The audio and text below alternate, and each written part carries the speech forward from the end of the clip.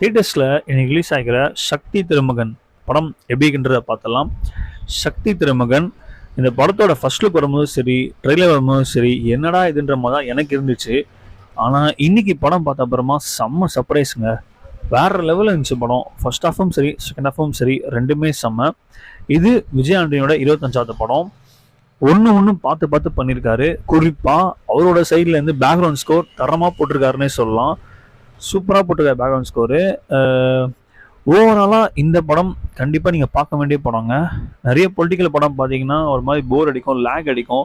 அந்த மாதிரிலாம் இல்லாமல் நம்ம பார்க்குற மாதிரி போர் அடிக்காத மாதிரி இந்த படத்தை எடுத்திருக்காங்க.